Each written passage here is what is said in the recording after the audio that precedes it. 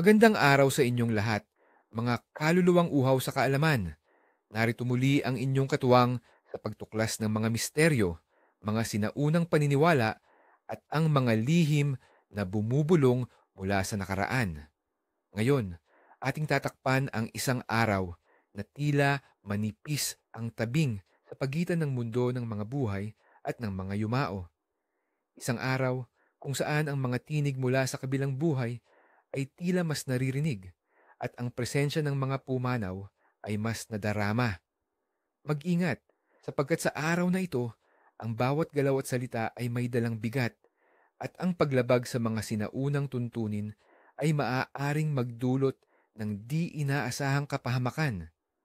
Ang araw na ating tatalakayin ay ang ikalawa ng Nobyembre, isang petsa na sa Pilipinas ay kilala bilang Undas o Araw ng Mga Patay. Ito ay hindi lamang isang simpleng holiday o isang pahinga mula sa trabaho. Ito ay isang napakalalim na paggunita, isang ritual ng pagpaparangal at isang pagkakataon upang muling kumonekta sa mga ninunong nauna nang naglakbay sa kabilang daigdig. Sa kabila ng modernong buhay, nananatiling buhay ang mga ugat ng ating kultura sa paggunita ng undas. Ito ay isang panahon kung saan ang pamilya ay nagtitipon, hindi lamang para sa mga buhay, kundi para din sa mga kaluluwang minsan ay bahagi ng ating mundo, patuloy na nagbabantay at gumagabay. Para sa karamihan ng mga Pilipino na may malalim na paniniwalang Katoliko, ang undas ay araw ng kaluluwa, isang sagradong paggunita para sa mga kaluluwang nasa purgatorio. Ayon sa turo ng simbahan, ang mga kaluluwang ito ay nangangailangan ng ating mga panalangin, sakripisyo, at mga misa upang malinis ang kanilang mga kasalanan at makamit ang kapayapaan sa piling ng Diyos. Sa araw na ito, marami ang dumadalaw sa mga sementeryo, nag-aalay ng dasal at kandila, naniniwala na ang bawat pagbulong ng rosaryo at bawat ningas ng apoy ay isang tulay patungo sa langit. Para sa kanilang mga mahal sa buhay, sila ay umaasa na sa pamamagitan ng kanilang debosyon.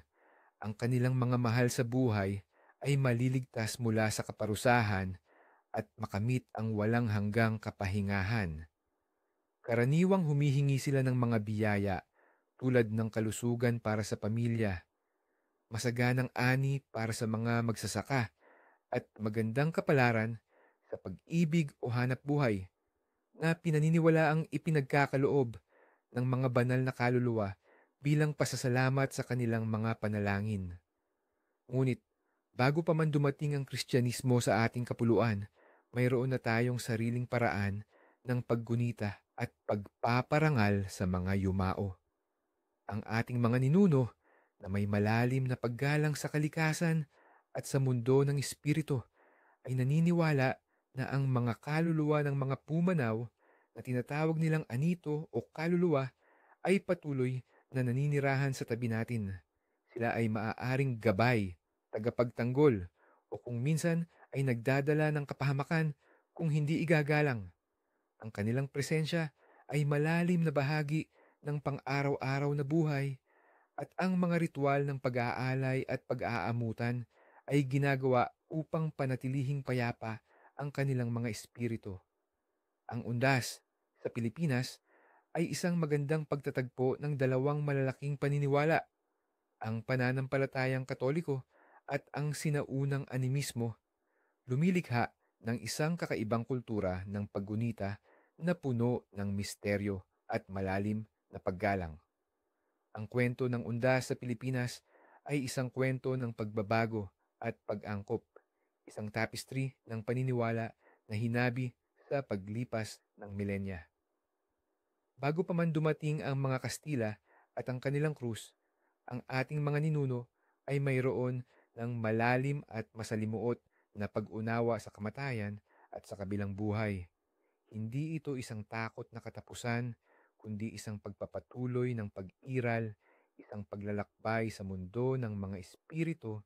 Ang mga sinaunang Pilipino ay naniniwala sa isang duyan o mundo ng mga kaluluwa kung saan ang mga espiritu ng mga yumao na tinatawag nilang anito or kaluluwa ay naglalakbay patungo sa isang tiyak na destinasyon. Sa mga Visayan, halimbawa, ito ay ang kasamaan o saad, isang lupain na pinamumunuan ng Diyosa ng dagat at kamatayan na si Magwayan o ng iba pang mga bathala at Diyosa na may kapangyarihan sa mga pumanaw. Mayroon ding mga diwata or engkanto na naninirahan sa kalikasan na nagpapatuloy sa ugnayan ng buhay at kamatayan. Ang mga kaluluwa ay pinaniniwalaang hindi lubos na lumalayo. Sila ay maaaring bumalik upang bisitahin ang kanilang mga mahal sa buhay, upang magbigay ng payo, babala, o kung minsan ay parusa kung sila ay nabaliwala, upang igalang ang mga anito at panatilihing payapa ang kanilang mga espiritu. Ang mga ritual tulad ng pag-aalay, ng pagkain, alak, at mahalagang bagay ay karaniwan. Sa bawat ani, bawat mahalagang kaganapan, naroroon ang presensya ng mga ninuno. Pinaniniwalaang nagpapatakbo ng mga agrikultural na gawain, nagbibigay proteksyon sa mga tahanan, at nag-uugnay sa mga tao sa mga supernatural na kapangyarihan. Ang kanilang presensya ay malalim na bahagi ng pang-araw-araw na buhay, isang paalala na ang komunidad ay hindi lamang binubuo ng mga buhay, kundi pati na rin ng mga pumanaw.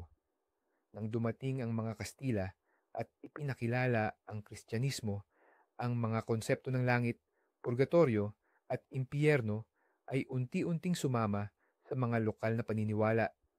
Hindi agad nawala ang sinaunang paggalang sa mga anito. Sa halip, ito ay nagbago. Ang araw ng mga santo, November 1, at araw ng kaluluwa, November 2, ay ipinakilala bilang mga araw ng paggunita sa mga pumanaw na nagbibigay ng bagong istruktura sa umiiral ng paggalang. Ang tradisyon ng pagdalaw sa sementeryo, paglilinis ng mga puntod, at pag-aalay ng kandila at dasal ay naging sentro ng undas. Ngunit ang kakaibang twist ay makikita sa kung paano pinanatili ng mga Pilipino ang pagka-intimate ng kanilang koneksyon sa mga yumao.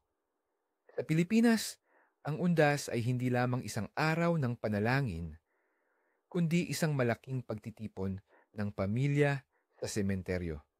Hindi ito isang simpleng pagdalaw, kundi isang muling pagsasama-sama. Ang mga tolda ay itinatayo, kumot ay inilalatag, at ang mga paboritong pagkain ng mga pumanaw ay inihahanda at kinakain sa mismong tabi ng kanilang mga puntod. Ang sementeryo ay nagiging isang pansamantalang tahanan, isang lugar kung saan ang buhay at kamatayan ay nagtatagpo. Ito ay isang kapistahan ng paggunita, isang pagpapakita na ang kamatayan ay hindi isang katapusan, kundi isang patuloy na ugnayan, isang patunay na ang pagmamahal ay hindi nagtatapos sa huling hantungan.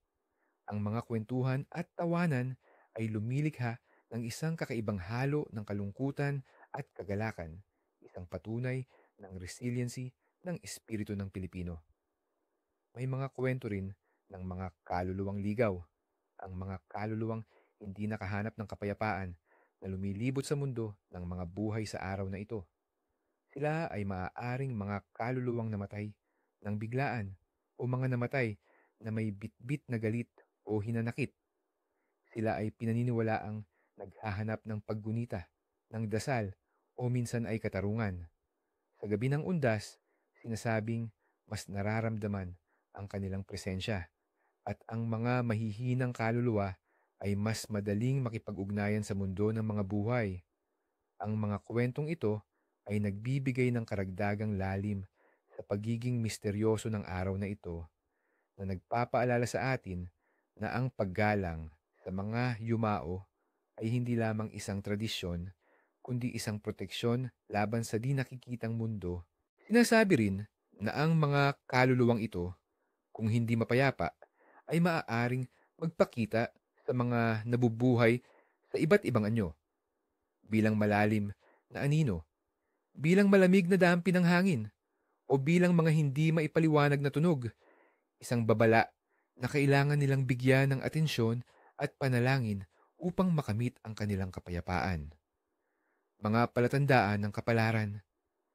Ang araw ng undas ay puno ng mga pamahiin at babala, mga hudyat mula sa kabilang mundo na nagbibigay direksyon o babala. Ang bawat kilos ng kalikasan at bawat di pangkaraniwang pangyayari ay maaaring isang mensahe, isang sulyap sa di nakikitang kaharian at mga pamahiin ng bayan. Panahon sa undas. Kung umulan sa mismong araw ng undas, sinasabing ang mga kaluluwa ay umiiyak o naglilinis ng kanilang mga kasalanan. Ito ay maaaring senyales ng paglilinis at pagpapatawad para sa mga pumanaw o luha ng kalungkutan para sa mga naiwan. Kung ang araw naman ay maliwanag at maaraw, ito ay nangangahulugan ng kapayapaan para sa mga kaluluwa at magandang kapalaran para sa mga buhay na tila binabasbasan ng kanilang mga espiritu. 2. Mga hayop sa sementeryo. Kung makakita ka ng itim na pusa o kuwago na lumilipad o naglalakad malapit sa sementeryo, ito ay itinuturing na masamang pangitain. Sinasabing ang mga ito ay mga tagapaghatid ng mensahe mula sa kabilang buhay o mismong mga espiritu na nagpapalit anyo upang magbabala. Ang matagal na pag-ungol ng aso sa gabi ng undas ay pinaniniwalaang senyalis na nakakakita sila ng mga kaluluwa o multo na hindi nakikita ng mata ng tao, isang hudyat ng kanilang presensya. Tara, nahuhulog na bagay. Kung bigla na lamang mahulog ang isang bagay sa loob ng bahay nang walang maliwanag na dahilan, ito ay maaaring senyalis na may kaluluwang dumadalaw at nais na makipag-ugnayan. Kadalasan, ito ang paboritong gamit ng pumanaw na nais magpaalala ng kanyang presensya o isang babala para sa iyo na may hindi pa nasasabi o nalulutas. 4. Pagkislap ng ilaw. Ang pagkurap-kurap ng ilaw o biglaang pagpatay-sindi nito nang walang kuryente ay itinuturing ding tanda ng presensya ng isang espiritu. Sinasabing ang mga kaluluwa ay gumagamit ng enerhiya upang magpakita o upang iparamdam ang kanilang pagdalaw sa mga buhay. 5. Pera sa sementeryo. Kung makakita ka ng pera, lalo na mga barya, sa loob o malapit sa sementeryo at hindi ito agaran mong kukunin, sinasabing ito ay isang pagpapala o regalong iniaalay ng mga kaluluwa sa iyo.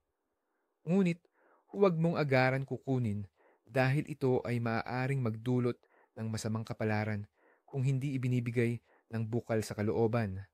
Mas mainam na magdasal ka muna bago ito kunin o iwanan lamang kung pakiramdam mo ay hindi para sa iyo. Ang agaran at makasariling pagkuha ay maaaring magdulot ng kamalasan sa pinansyal. Hindi inaasahang init o lamig. Kung bigla kang makaramdam ng matinding lamig sa isang mainit na lugar o kabaligtaran, ito ay maaaring senyalis ng pagdaan ng isang espiritu. Ang mga kaluluwa ay madalas na nagdudulot ng pagbabago sa temperatura kapag sila ay malapit, isang pisikal na indikasyon ng kanilang di nakikitang presensya. 7. Pagsalubong sa di kilalang tao. Kung may di kilalang tao na biglang magtanong o magsabi ng kakaiba sa iyo sa sementeryo, mag-ingat. Sinasabing minsan, ang mga kaluluwa ay nagpapalit anyo upang makipag-ugnayan o makapagbigay ng babala. Huwag basta-basta magtitiwala at laging maging mapagmatsyag sapagkat maaaring ito ay isang pagsubok o isang mensahe mula sa kabilang daigdig. Mga panaginip sa gabing ito. Ang mga panaginip sa gabi ng undas ay pinaniniwalaang may malalim na kahulugan sapagkat sa oras na ito, mas bukas ang pintuan sa kabilang buhay at mas madaling makipag-ugnayan ang mga espiritu. Pananaginip sa yumao. Kung managinip ka ng isang namatay na mahal sa buhay, lalo na kung siya ay nakangiti o payapa, ito ay senyalis na siya ay nasa mabuting kalagayan at nagpapasalamat sa iyong paggunita. Maaaring ito ay isang mensahe ng pagmamahal at pagpapayapa. Kung siya naman ay malungkot, galit, o humihingi ng tulong, ito ay maaaring nangangahulugan na siya ay hindi paganap na payapa at nangangailangan ng iyong mga panalangin o tulong upang makahanap ng kapahingahan. Maaari ring may hindi pa nalulutas na usapin sa mundo ng mga buhay na kailangan mong ayusin. Maliwanag na ilaw o apoy. Ang pananaginip ng maliwanag na ilaw, lalo na puti o gininto ang ilaw, ay sumisimbolo sa kapayapaan at paglaya ng isang kaluluwa. Ito ay tanda na ang isang espiritu ay nakamit na ang kanyang kapahingahan at patungo na sa kabilang buhay ng payapa. Tubig. Ang pananaginip ng malinaw na tubig ay nagpapahiwatig ng kalinisan at kapayapaan, samantalang ang madilim o maruming tubig ay maaaring sumagisag sa kaluluwang hindi pa nakakahanap ng kapayapaan o may dinadalang kalungkutan. Maaaring ito ay isang paalala na may mga damdamin o isyo na kailangan pang linawin sa mundo ng mga buhay, mga bagay o simbolo. Kung managinip ka ng mga bagay na paborito ng namatay, tulad ng kanyang damit, pagkain o libangan, ito ay maaaring isang pagpapaalala ng kanyang presensya at nais niyang maramdaman ang iyong pagmamahal. Ang mga panaginip na ito ay madalas na puno ng emosyon at nagbibigay ng pakiramdam ng koneksyon, tila isang huling paalam o isang patuloy na pagbisita. Si mga ipinanganak sa araw na ito. Ang mga ipinanganak sa ikalawa ng Nobyembre, sa araw na manipis ang tabing sa pagitan ng mga mundo, ay pinaniniwalaang may kakaibang disposisyon at kapalaran. Sila ay pinagkalooban ng isang natatanging koneksyon sa di nakikitang mundo. Tila sila ay may kakayahang maramdaman ang mga enerhiya at presensya na di nakikita ng ordinaryong mata. Sila ay madalas na may malalim na intuisyon, sensitibo sa damdamin ng iba, at may likas na kakayahang umunawa sa mga misteryo ng buhay at kamatayan. Mayroon silang malakas na koneksyon sa nakaraan at sa mga espiritu ng mga ninuno na madalas ay nagsisilbing kanilang mga gabay at tagapagtanggol. Ang kanilang karakter ay karaniwang mapagmatyag, mapag-isip, at may malalim na pagpapahalaga sa pamilya at tradisyon. Maaaring sila ay tila tahimik o misteryoso sa panlabas, ngunit sa loob ay mayroon silang mayamang mundo ng damdamin at kaalaman, isang sinaunang karunungan na tila mana mula sa kanilang mga ninuno. Ang mga ipinanganak sa araw na ito ay may tendensyang maging matatag at mapagpasensya sa kabila ng mga pagsubok, sapagkat naiintindihan nila ang siklo ng buhay at kamatayan, ang simula at wakas. Sila ay pinagkalooban ng kakayahang maging tagapag-ugnay, tagapamahala ng mga lihim, at tagapagdala ng kapayapaan sa mga nagdurusa. Bagamat minsan ay tila nalulumbay o malalim ang iniisip, mayroon silang malalim na pag-asa at pag-unawa sa kahalagahan ng paggunita, at ang kanilang presensya ay nagdudulot ng kapanatagan sa iba. Ang kanilang buhay ay madalas na may mga kaganapan na tila sinadya, na nagpapakita ng kanilang malakas na koneksyon sa kanilang kapalaran at sa mga kapangyarihan sa likod ng tabing. Tila sila ay may misyon sa mundong ito upang maging tulay sa pagitan ng nakaraan at kasalukuyan. Di mga iminungkahing pangalan sa araw na ito. Bagaman ang ikalawa ng Nobyembre ay hindi tradisyonal na araw ng pangalan para sa isang partikular na santo sa Katolisismo, ito ay araw ng pangkalahatang paggunita sa lahat ng kaluluwa, All Souls. Sa konteksto ng Pilipinas, kung saan ang bawat kaluluwa ay mahalaga, maaari nating isipin ang mga pangalang may kaugnayan sa alaala, kapayapaan o liwanag. Halimbawa, ang mga pangalan tulad ni alaala, memory, kapayapaan, peace, o liwanag, light, ay maaaring maging simboliko sa araw na ito na nagbibigay pugay sa diwa ng paggunita. Kung pipili tayo ng isang pangalan para sa araw na ito, isipin natin si Emmanuel na ang ibig sabihin ay nasa atin ng Diyos. Ang mga may pangalang Emmanuel ay madalas na pinaniniwalaang may malakas na pananampalataya. Taglay ang kakayahang magbigay ng pag-asa at ginhawa sa iba. Sila ay may likas na pamumuno, may malasakit at handang tumulong. Ang kanilang presensya ay nagdudulot ng kapayapaan at lakas na angkop sa diwa ng paggunita sa mga yumao at pagbibigay ng pag-asa sa mga nabubuhay. Sila ay tila mga anghel na naglalakad sa lupa, nagdadala ng kaliwanagan sa mga madilim na panahon. Mga tradisyon at ritual. Ano ang kailangang gawin? Ngayon, dumako tayo sa mga tradisyon at ritual na dapat nating isagawa sa araw ng Undas, hindi lamang upang igalang ang mga yumao, kundi upang mapanatili rin ang ating koneksyon sa kanila at makamit ang kanilang pagpapala. Ang bawat ritual ay may malalim na simbolismo at koneksyon sa ating paniniwala. 1. Pagdalaw at paglilinis ng puntod, the sacred visit and cleansing of graves. Layunin.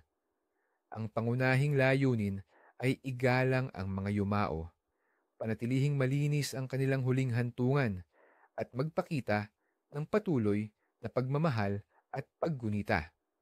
Pinaniniwalaan din na ang paglilinis ng puntod ay naglilinis ng mga negatibong enerhiya at nagbibigay daan sa kapayapaan para sa kaluluwa ng namatay, na tila binibigyan mo sila ng isang bagong simula sa kabilang buhay.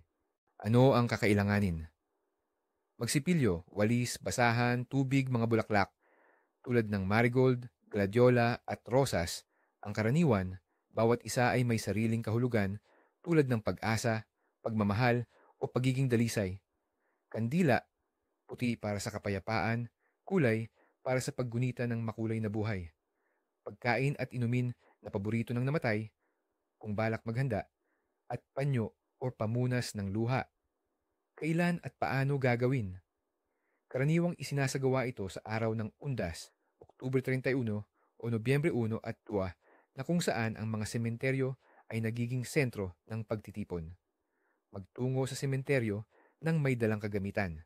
Linisin ang puntod mula sa damo, alikabok at dumi. Hugasan ang lapida at patuyuin ng may pag-iingat. Ayusin ang mga bulaklak at ilagay ang mga kandila sa tabi ng puntod. Ang bawat kandila ay kumakatawan sa isang panalangin at isang liwanag na gumagabay sa kaluluwa. Ritual ng pag-aalay ng kandila at panalangin. Sindihan ng kandila at habang nagliliwanag ang apoy, ipikit ang mga mata at damhin ang presensya ng iyong mahal sa buhay. Magbulong ng dasal, maaaring ang ama namin, sumasampalataya, o isang personal na mensahe mula sa puso. Halimbawa ng panalangin. Mahal kong pangalan ng yumao, sa liwanag ng kandilang ito, sanay marating mo ang walang hanggang kapayapaan. Ang aming pagmamahal ay patuloy na sumasa iyo at nagsisilbing tanglaw sa iyong paglalakbay. Gabayan mo kami mula sa kabilang buhay. Amen. Pagkatapos ng ritual, maglaan ng ilang sandali para sa tahimik na pagmumuni-muni at pagdarasal. Maaaring magbahagi ng mga kwento at alaala ng namatay sa pamilya, nagpapanatili sa kanilang memorya. Iwanan ang mga kandilang nakasindi hanggang sa tuluyan itong matunaw. Kung ligtas at pinapayagan sa sementeryo, at huwag basta-basta umuwi nang hindi nagpapaalam sa yumao sa pamamagitan ng tahimik na pagbulong o pag-iisip. Tour. Paghahanda ng handaan para sa yumao. Preparing the feast for the departed. Layunin. Ipagpatuloy ang ugnayan sa yumao sa pamamagitan ng pag-aalay ng pagkain na kanilang kinagigiliwan. Ito ay isang simbolikong pagbabahagi, isang pagpapakita na sila ay hindi nakalimutan at patuloy na bahagi ng pamilya. Pinaniniwalaan din na ang pagkaing ito ay nagbibigay lakas sa mga kaluluwa sa kanilang paglalakbay sa kabilang buhay. Ano ang kakailanganin? Mga paboritong pagkain ng yumao, mga kakanin tulad ng suman, bibingka, puto, mga lutong bahay tulad ng adobo, sinigang, nilaga, mga prutas, kape o alak, malinis na pinggan at inumin. Kailan at paano gagawin? Ihahanda ang mga pagkain sa bahay ng may pagmamahal at dadalhin sa sementeryo o maaaring ilagay sa isang altar na inihanda sa bahay.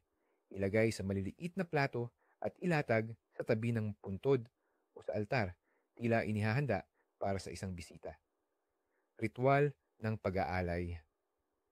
Bago kainin ng mga buhay o bago umalis, mag-alay ng tahimik na panalangin o paanyaya sa yumao na makasalo.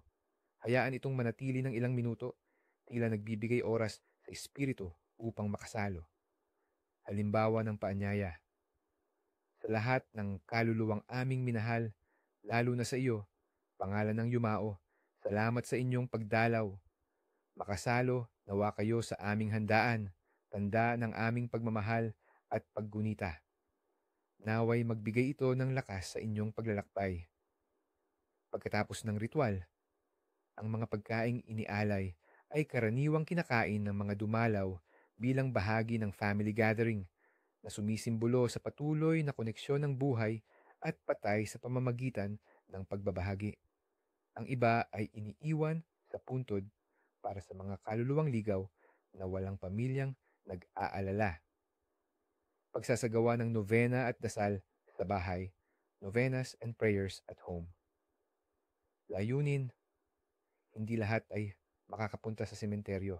Ang pagdarasal sa bahay ay isang mahalagang paraan upang gunitain ang mga yumao at humingi ng kapayapaan para sa kanilang mga kaluluwa, lalo na sa mga kaluluwang walang dumadalaw. Ito ay isang gawa ng pagkakawanggawa at espiritual na pagmamahal. Ano ang kakailanganin? Rosaryo, mga kandila, larawan ng yumao, bulaklak, at isang tahimik na lugar na malayo sa ingay at kaguluhan. Kailan at paano gagawin o simula ng nobena, 9 araw ng pagdarasal, bago o sa mismong araw ng undas. Magtipon ng pamilya sa isang tahimik na bahagi ng bahay kung saan may inihandang maliit na altar na may larawan ng yumao. Sindihan ang kandila at simulan ang dasal, nagdarasal ng may taimtim at buong puso. Halimbawa ng dasal. O Jesus, patawarin mo ang mga kasalanan ng aming mga mahal sa buhay. Dalhin mo sila sa kapayapaan ng iyong kaharian. Sa pamamagitan ng aming mga panalangin, sanay makamit nila ang iyong awa at habag at mapawi ang kanilang paghihirap. Amen. Pagkatapos ng ritual, mahalaga ang pagpapanatili ng katahimikan at paggalang. Maaari ding magkwentuhan tungkol sa mga alaala ng pumanaw upang panatilihing buhay ang kanilang memorya at magbigay inspirasyon sa mga nabubuhay. Pagbabahagi ng kwento at alaala, sharing stories and memories. Layunin. Ito ay isang ritual ng pagpapatuloy. Sa pamamagitan ng pagbabahagi ng mga kwento at alaala, ang mga yumao ay nananatiling buhay sa isipan at puso ng mga nabubuhay, lalo na sa mga bagong henerasyon na hindi naabutan ng kanilang presensya. Ito ay nagpapatibay sa koneksyon ng pamilya. Ano ang kakailanganin? Walang pisikal na bagay kundi bukas na puso at isipan at ang pagnanais na ibahagi ang yaman ng mga alaala. Kailan at paano gagawin?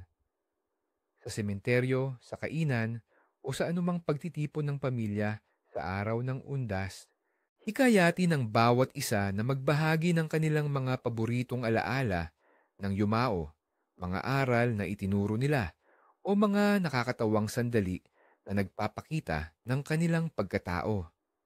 Pagkatapos ng ritual.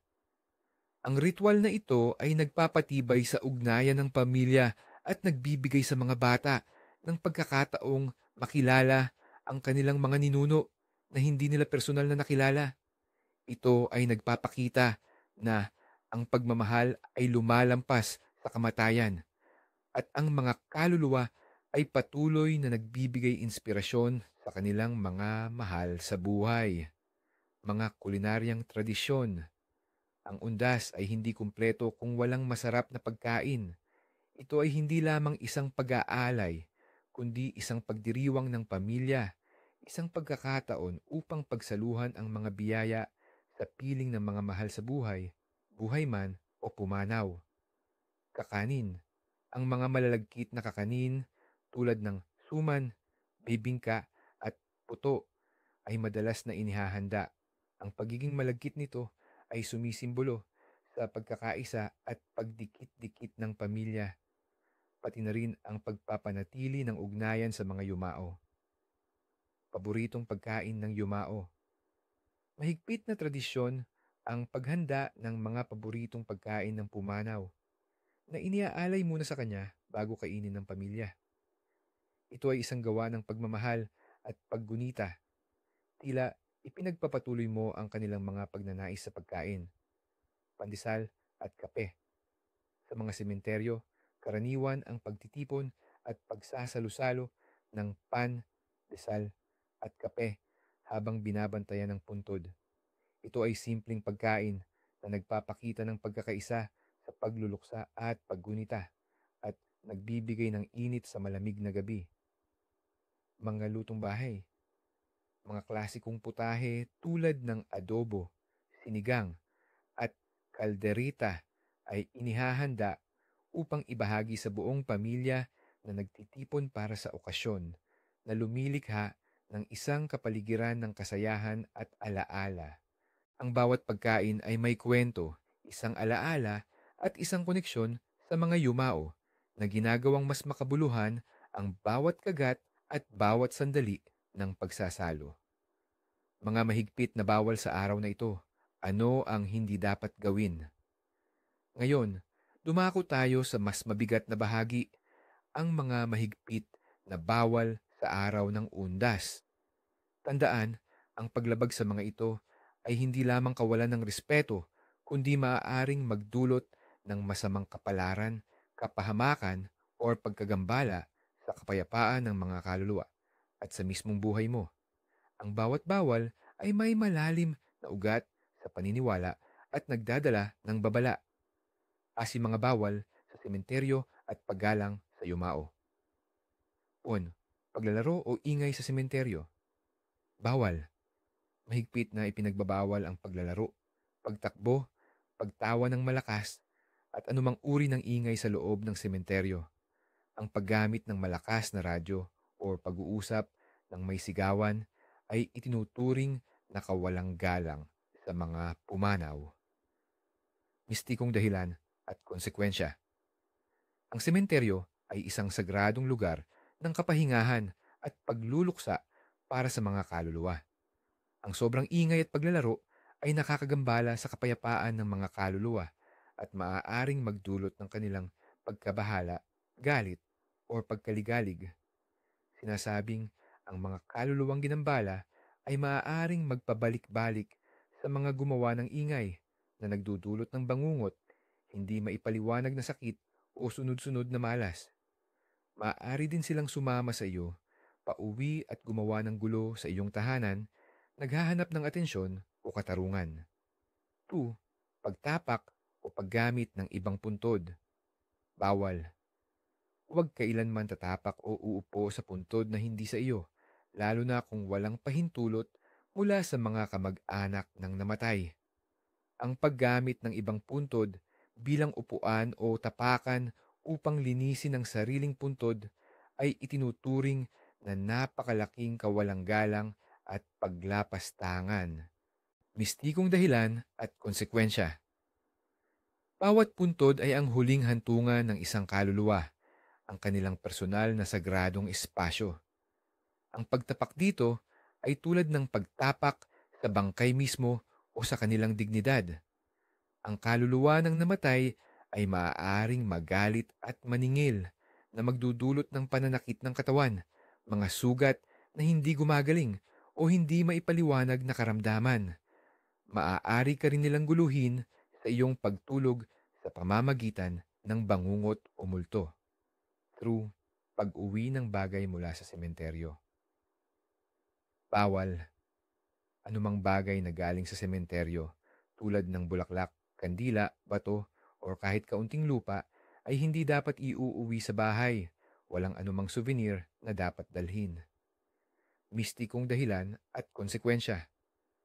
Pinaniniwalaan na ang mga bagay na galing sa sementeryo ay maaaring may dalang negatibong enerhiya o, mas masahol pa, maaaring may espiritong nakakabit dito na sasama sa iyo pauwi.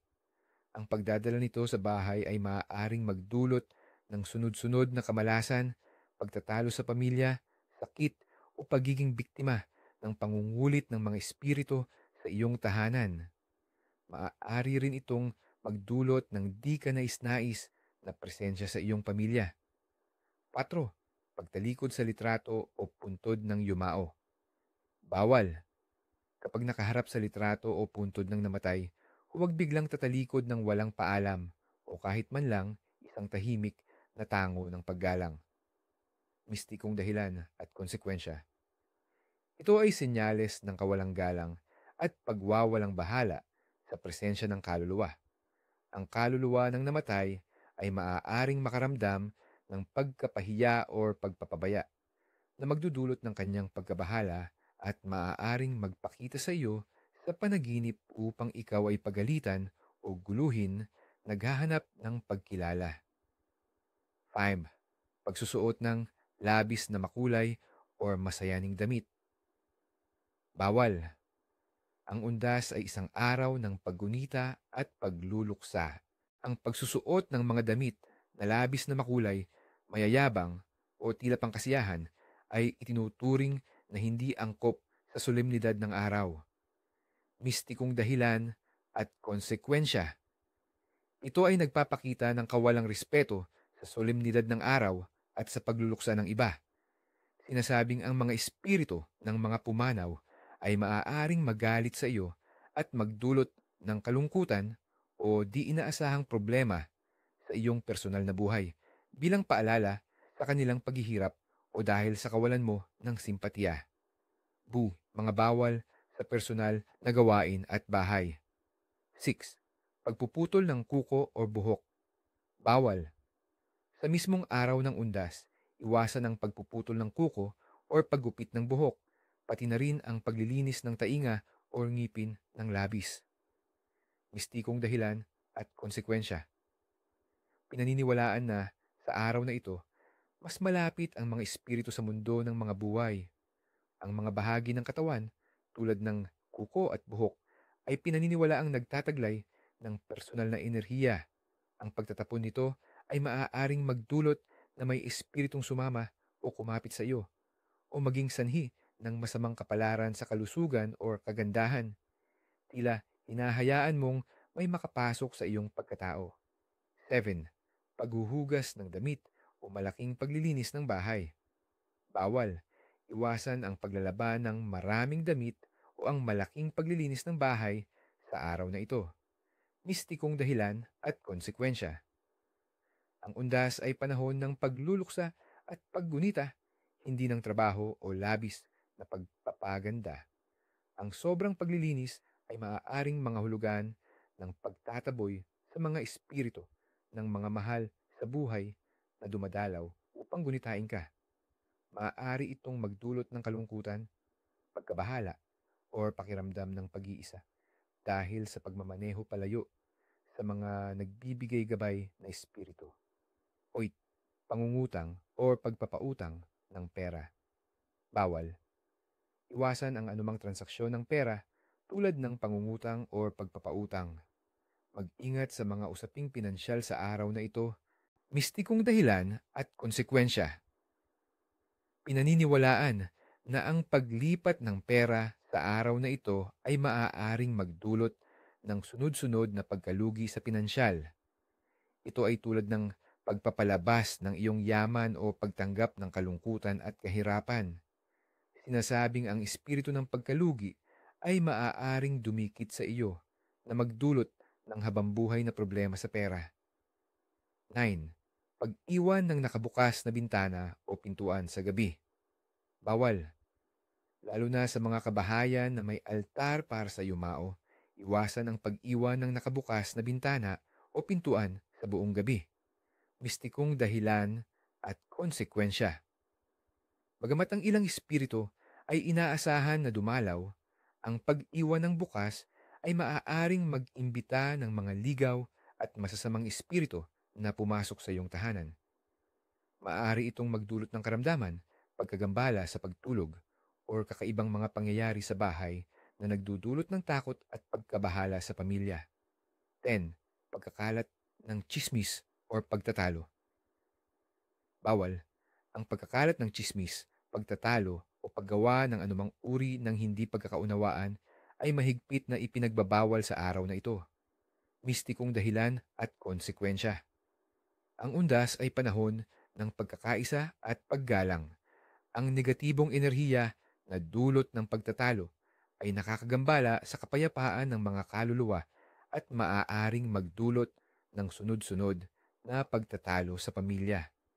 Sinasabing ang mga espiritu mismo ay maaaring maging sanhi ng pagkaligalig kung makikita nilang nag-aaway ang kanilang mga mahal sa buhay na nagdudulot ng kalungkutan at pagkabahala sa kabilang buhay. Mga kaluluwang naghahanap ng katotohanan, naway ang paglalakbay na ito sa undas ay nagbigay sa inyo ng malalim na pag-unawa at paggalang sa ating mga sinaunang tradisyon. Tandaan, ang mga tradisyon at paniniwalang ito ay hindi lamang lumang kwento. Sila ay pulso ng ating kasaysayan, mga bulong mula sa nakaraan na patuloy na gumagabay sa atin at nagbibigay ng kabuluhan sa ating buhay. Sa paggunita sa mga yumao, pinagtitibay natin ang ating pagkakakilanlan at patuloy na itinatayo ang tulay sa pagitan ng mga mundo, nagpapakita ng walang hanggang pagmamahal at paggalang. Maraming salamat sa inyong panonood at hanggang sa muling pagtuklas ng mga misteryo.